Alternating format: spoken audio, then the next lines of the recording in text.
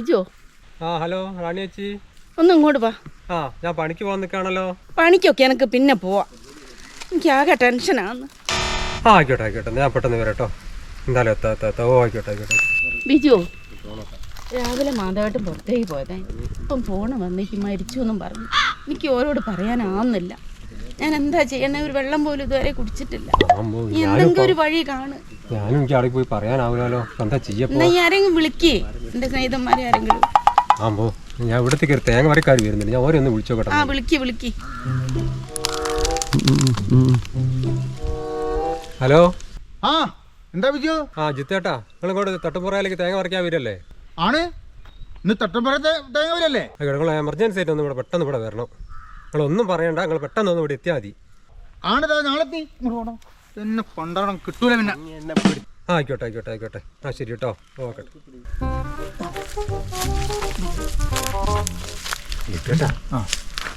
ഇവിടെ മാധവേട്ടൻ മരിച്ചിട്ടുണ്ട്. ഇവിടുത്തെ റാണിയേച്ചിക്ക് ഇവരോട് പറയാൻ ആവുന്നില്ല. പേടിച്ചിട്ട് ടെൻഷനെല്ലാം കൂടിയിട്ട് ഇവിടെ എന്താ ചെയ്യപ്പോ? എന്താ റാണിയേച്ചി, നിങ്ങൾക്ക് പറയാൻ പറ്റുമോ? എന്തെങ്കിലും ഒന്ന് എനിക്ക് പറയാൻ പറ്റുന്നില്ല. അതിപ്പോ എന്താ പറയുന്നത്? ആരോട് പറയാനാ? കാര്യങ്ങളൊക്കെ ഇവിടെ അടുത്തില്ല ആൾക്കാരും കാര്യങ്ങളും. ആരെങ്കിലും ഒന്ന് വിളിക്ക്. നിങ്ങൾ വർത്താനം പറയില്ലേ? ആരോട് പറയാതിപ്പോ എന്താ? അതിനിപ്പോ എന്താ ചന്ദ്രേട്ടനല്ലേ ഇവിടെ? ചന്ദ്രേട്ടൻ, നിങ്ങൾ വേറെ ഓരോ പരിപാടി ഉണ്ടാവും. ചന്ദ്രൻ എന്ത് പരിപാടി? ഇന്നലെ കണ്ട് വെള്ളം എടുത്ത് തരാൻ പല നടക്കുന്നത് എനിക്ക്.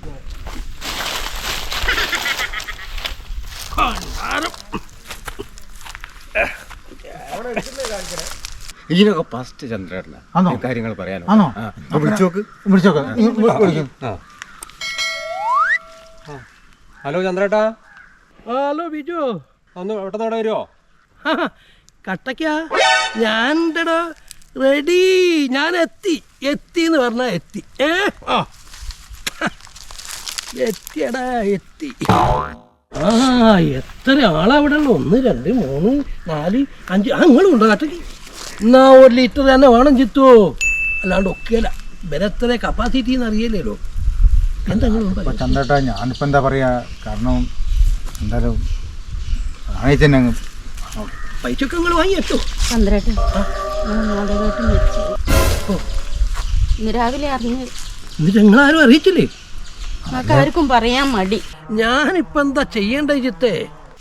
അതായത് ചന്ദ്രേട്ടാ, മാധവേട്ടൻ മരിച്ചില്ല. പക്ഷേ മാധവേട്ടൻ മരിച്ചില്ല.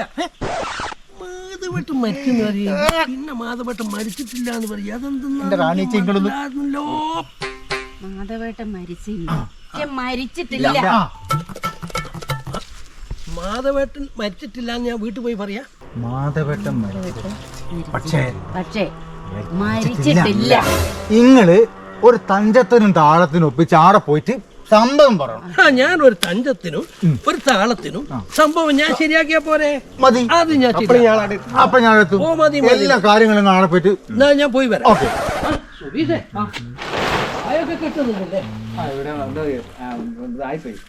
പൊക്കി കെട്ടിക്കോട്ടോ.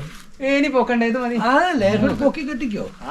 അല്ലടോ, ഇവിടെ ഒരു പായ് കിട്ടുന്ന ഒരു 10-25 അപ്പൊക്കെ ഇവിടെ നിന്നൂടി. ഇവിടെ കഴിഞ്ഞ സംഘത്തിൽ ഇവിടുന്ന് എത്ര ആള് ഇരുന്ന 30 ആളെ ഇവിടെ സ്വന്തം ഇരുന്നിക്കും. മതി. എന്താ സംഭവം? സംഘം ഒന്നും ആനായില്ല. നമ്മൾ അക്കാര്യത്തിൽ നമ്മൾ അങ്ങനെ ടെൻഷൻ അടിക്കണ്ടല്ലോ. അല്ലടോ, ഇവിടുത്തെ കേക്ക് പേടിയാണ്. കേക്ക് കേക്ക് വിടുന്നല്ലേ? സൂര്യൻ ഇത് കേക്ക് അങ്ങനെയാണെങ്കിൽ അത് പടിഞ്ഞാറാക്കിയല്ലോ. ഇന്നലെ ഏതോ ഒരു ബ്രാൻഡ് ബ്രാൻഡി മാറിയതാ. ആവശ്യം വരും, മടക്കാർക്ക് വരണ്ടേ? ഹലോ. അല്ല, നിങ്ങളെന്തോ മഠത്തിന്റെ കാര്യം പറഞ്ഞെന്താ? അതൊക്കെ ആവശ്യം വരുമെന്ന് പറഞ്ഞതാ. എന്ത് മഠം? അല്ല, എന്താ ഇപ്പൊ സംഭവം? അല്ല, അതൊക്കെ ആവശ്യം വരും. എന്താ ആവശ്യം? എന്താ? മാധവേട്ടൻ ശ്വാസം നിന്നിട്ടേ ഉള്ളൂ.